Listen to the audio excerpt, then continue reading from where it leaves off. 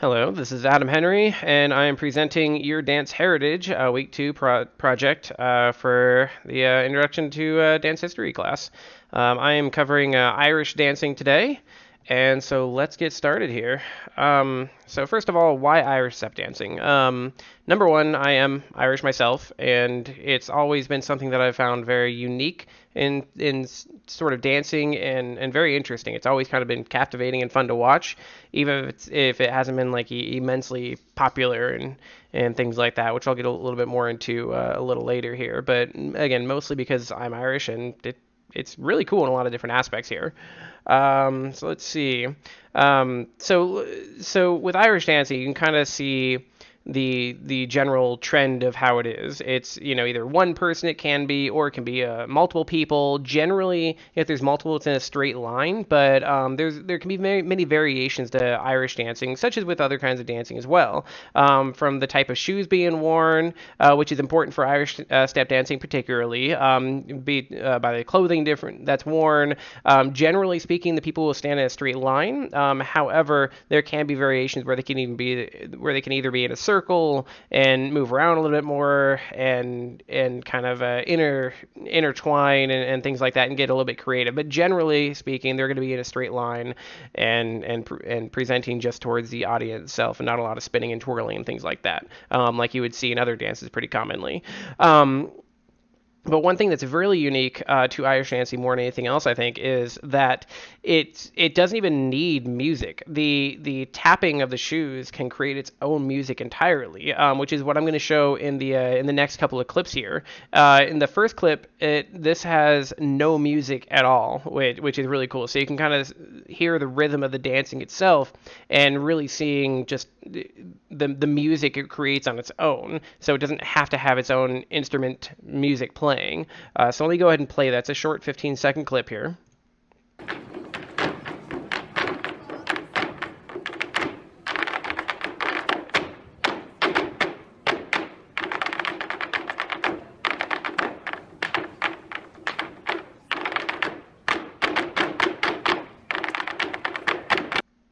So that one I liked a lot, and again, this is something that I found to be very unique toward Irish step dancing in general. I don't know of any other sort of dancing where you don't have any music to, but what you're creating while you're dancing, which is awesome in my opinion.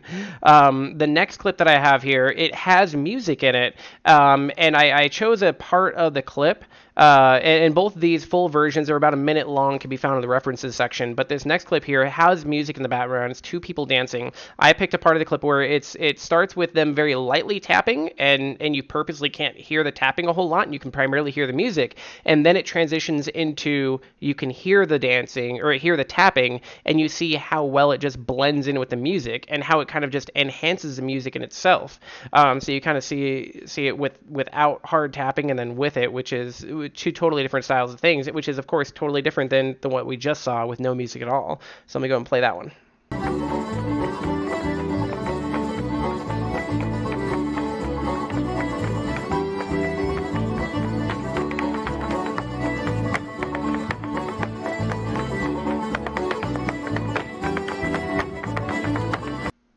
And so there you go. You also saw a little bit of variation where they can actually spin around each other and move a little bit more, but generally you'll see multiple people in a straight line. I think part of the reason why they did that, have an audience all around them. So I think that was really, really interesting in itself. And I found those two clips to be a couple of my favorite that I found in my research of the Irish step dancing here.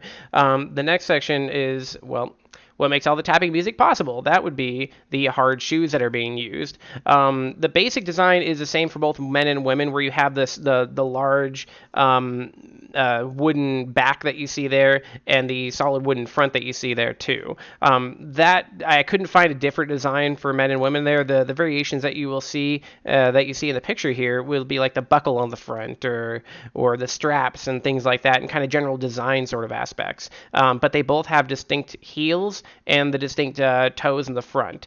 You don't have just a solid flat foot on any of the dancing shoes that I saw. I read that they can use soft shoes as well, but I couldn't really find anything to to show that's really used very commonly at all. I think that would kind of take away from the Irish step dancing in general, because it's really defined by the type of shoes and the sound and the specific sounds that the shoes make. And then another thing that I found really cool when I was researching kind of the beginnings of it is the Dance Master. There was actually a Dance Master that started in about 16th and 17th centuries Ireland, where, you know, going that far back, yes, there's kind of loose sort of, what do you want to say, the details are kind of hard to find, I guess, but there's enough references that I was able to find that historians do agree that this was fairly common, where the dance master would go from town to town, parish to parish, and would actually live with people, and people would pay him to both perform and to teach them how to dance. So that was a big form of entertainment that they got back in that day. Of course, you know, if we lived back then too, I'm sure it would be a very, very big source of entertainment, especially with something as unique as Irish step dancing, because you didn't even need music to go with it. You just have a pair of shoes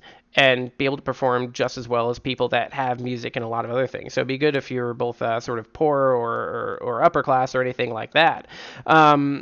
So something about that is he or she, it doesn't really specify either one. I assume he generally.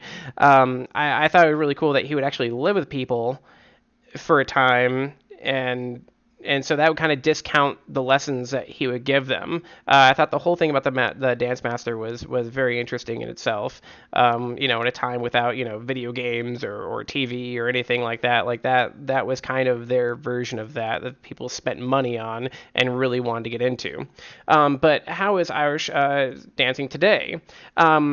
It really gained its most popular time period in 1995, where Riverdance, the show, was really popular. I remember when I was a kid seeing all the commercials for it and everything too. This is a screenshot of that show. Today it does still go on. It's not as popular, and it does have an entirely different cast.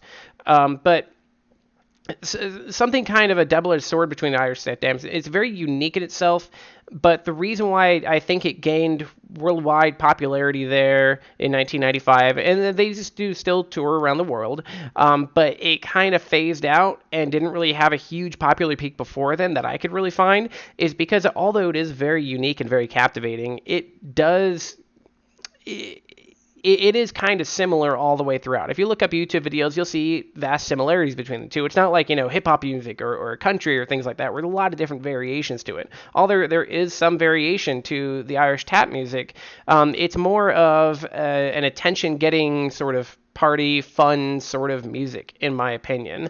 But it's not the sort of thing that you can listen to day in and day out, because it does end up getting very repetitive. But I think its uniqueness and the entertainment value will have it continue and live on forever.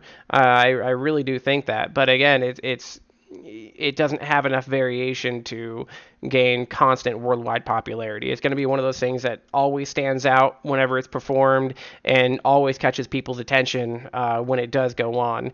And I do hope that they continue to have the worldwide tours. I would certainly like to go to one myself. I did look on the website, which is also in the references. Nowhere in my area, unfortunately, or else that would be pretty darn cool.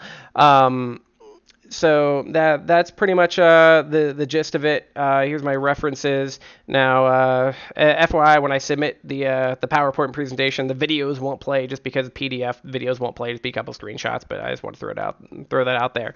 But yeah, thank you for watching and have a great day.